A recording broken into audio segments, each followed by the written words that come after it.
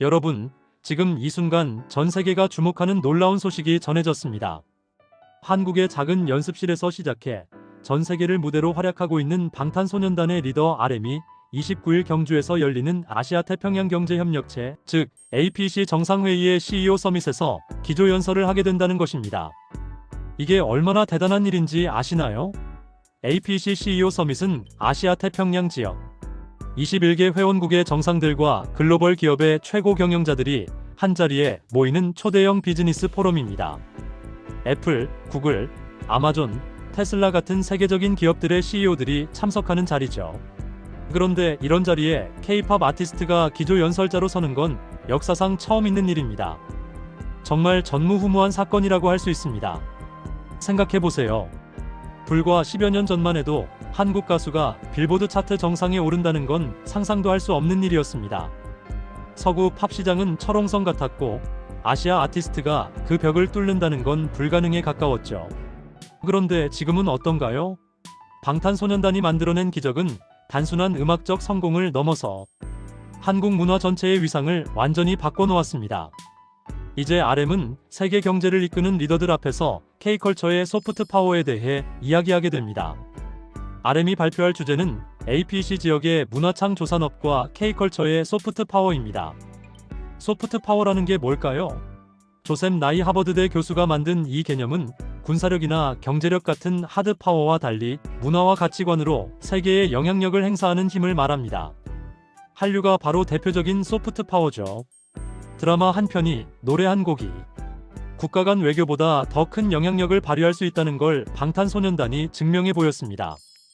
방탄소년단의 성공 스토리는 정말 드라마틱합니다. 2013년 데뷔 당시만 해도 그들은 작은 기획사의 무명 아이돌이었습니다.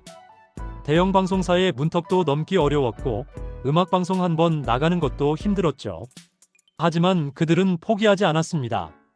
소셜미디어를 통해 팬들과 직접 소통하고 진정성 있는 음악으로 전 세계 젊은이들의 마음을 사로잡았습니다. 그 결과 빌보드 차트 1위, 그래미 후보, UN 연설, 백악관 초청까지 한국 대중문화 역사를 새로 쓰게 되었습니다. RM이 이 자리에 서게 된 건 결코 우연이 아닙니다. 그는 단순한 아이돌 그룹의 리더가 아니라 문화 외교관이자 사상가로서의 면모를 계속해서 보여왔습니다. UN 총회에서 무려 3차례나 연설했고 메트로폴리탄 미술관에서 한국 미술에 대해 이야기했으며 각종 국제행사에서 한국 문화의 가치를 전파해왔습니다. 그의 영어 실력과 지적 깊이는 전 세계 팬들뿐만 아니라 각계각층의 리더들에게도 깊은 인상을 남겼죠. 특히 RM은 IQ 148의 천재로도 알려져 있습니다. 독서광으로 유명한 그는 철학, 문학, 예술 등 다양한 분야의 책을 섭렵하며 이를 음악과 삶에 녹여냅니다. 니체, 헤르만 헤세, 무라카미 하루키 등 동서양을 아우르는 작가들의 작품을 인용하며 자신만의 철학을 구축해왔죠. 이런 지적 배경이 있기에 세계 비즈니스 리더들 앞에서도 당당히 설 수 있는 것입니다. 이번 APEC CEO 서밋의 주제는 비욘드, 비즈니스, 브리지입니다. 경계를 넘어서고 비즈니스를 혁신하며 다리를 놓는다는 의미인데요. 방탄소년단이야말로 이 세 가지를 모두 실현한 대표적인 사례 아닐까요? 언어와 문화의 경계를 넘어섰고 엔터테인먼트 산업의 새로운 비즈니스 모델을 만들었으며 전 세계 팬들과 한국을 연결하는 다리가 되었습니다. 재미있는 건 방탄소년단의 소속사 하이브가 이번 행사에 다이아몬드 스폰서로 참여했다는 점입니다. 다이아몬드 스폰서는 가장 높은 등급의 후원사를 말하는데 참여한 스폰서 기업 중에서 엔터테인먼트 회사는 하이브가 유일합니다. 이게 무엇을 의미할까요? 이제 K-팝과 한국 엔터테인먼트 산업이 세계 경제 무대에서 당당한 한 축으로 인정받고 있다는 뜻입니다. 삼성이나 현대 같은 전통적인 대기업들과 어깨를 나란히 하며 새로운 산업의 리더로 자리매김한 것이죠. RM이 경주에서 만나게 될 CEO들은 누구일까요? 실리콘밸리의 혁신가들, 월스트리트의 금융 거물들, 아시아 각국의 비즈니스 리더들이 모두 한자리에 모입니다. 이들 앞에서 RM은 어떤 이야기를 들려줄까요? 아마도 방탄소년단이 걸어온 길, 그들이 만들어낸 변화, 그리고 문화가 가진 경제적 가치에 대해 이야기할 것 같습니다. 방탄소년단의 경제적 파급 효과는 실제로 어마어마합니다. 한국은행의 보고서에 따르면 방탄소년단이 한 해 동안 우리나라에 가져다주는 경제 효과가 수조 원에 달한다고 합니다. 관광객이 늘어나고 한국 제품의 수출이 증가하며 한국어를 배우려는 사람들이 폭발적으로 늘어났죠. 전 세계 대학에 한국 학과가 신설되고 한국 음식점이 문전성시를 이루며 한복을 입고 싶어하는 외국인들이 늘어났습니다. 이건 단순한 문화 현상이 아니라 실질적인 경제 효과를 만들어내는 산업인 것입니다. 더 놀라운 건 방탄소년단이 만들어낸 새로운 비즈니스 모델입니다. 그들은 단순히 음반을 팔고 콘서트를 하는 것을 넘어서 팬들과 함께 성장하는 스토리텔링을 만들어냈습니다.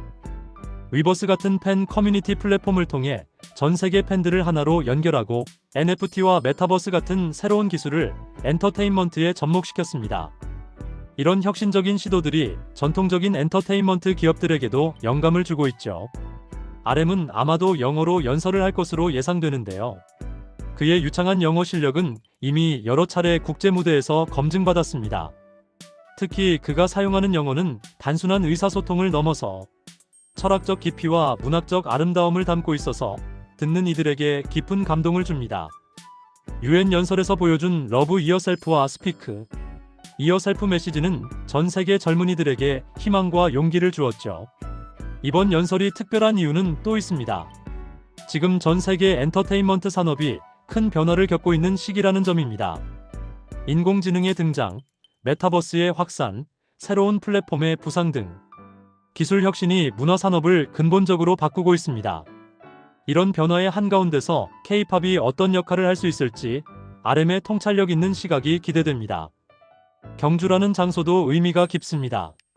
천년고도 경주는 신라 문화의 중심지였고 동서 문화 교류의 거점이었습니다.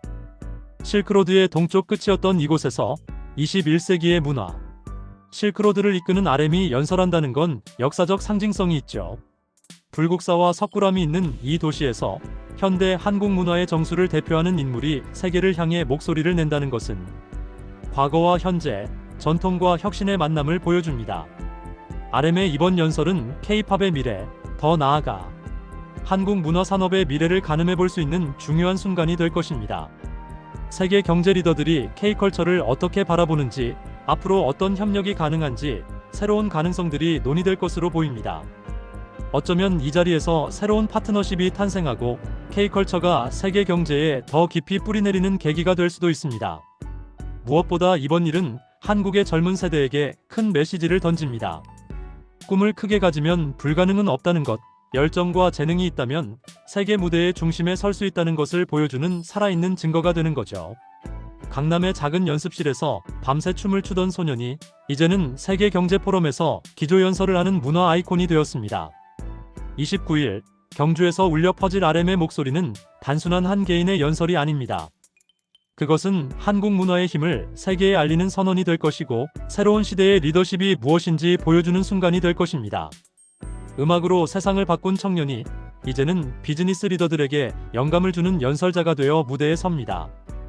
이것이 바로 K-컬처의 진정한 소프트 파워가 아닐까요? 전 세계가 주목하는 그 순간 우리는 또 다른 역사의 한 페이지를 목격하게 될 것입니다.